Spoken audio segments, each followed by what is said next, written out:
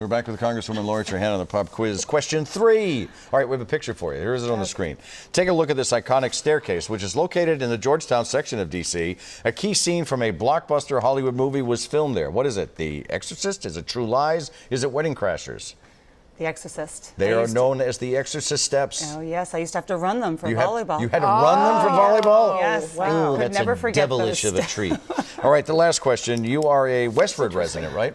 Yes. The bell in the Bell Lobby of Westford Academy, the town's high school, has ties to the hero of the American Revolution. Who would that be? Samuel Adams, Paul Revere, or John Hancock? Paul Revere. He cast the bell, and his son attended Westford Academy. For all that worry, you did pretty well. Very well. Is it over?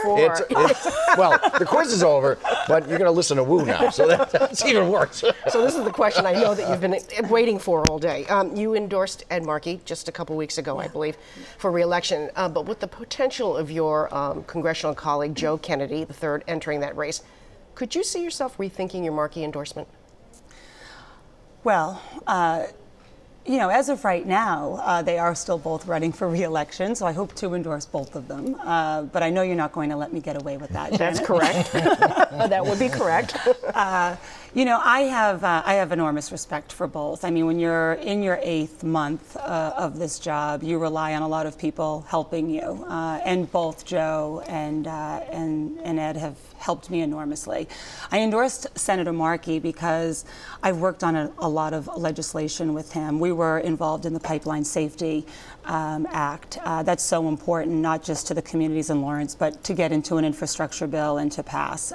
We've also worked on opioid legislation and making sure that there are safer prescribing laws. But if the two of them went head to head, would you rethink your endorsement?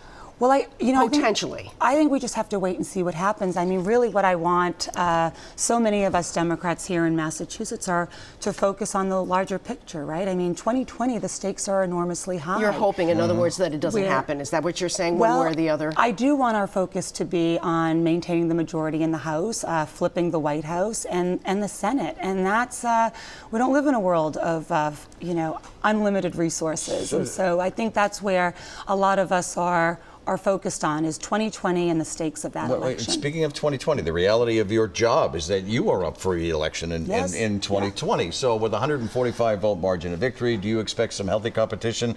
And honestly, with questions about the financing of your last campaign, will you rethink how to finance this next effort?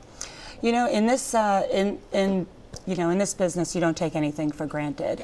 You know, it's the biggest honor of my life to represent the place I've called home my whole life. And so I look forward to reapplying for that job.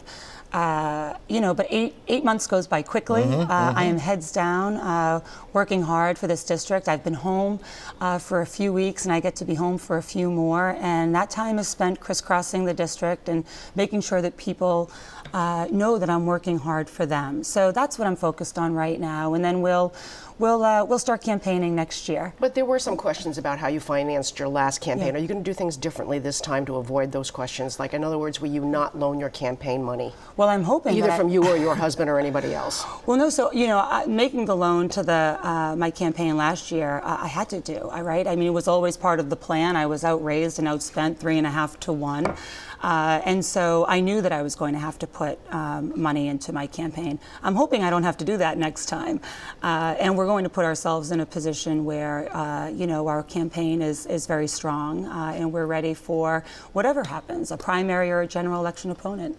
Great to have you with us, Congresswoman. Thank you. And I learned today that she ran the Exorcist steps. Oh, many times. Many times. I did not want to go back and even think about that. Think about it, right? That could be a campaign ad for you.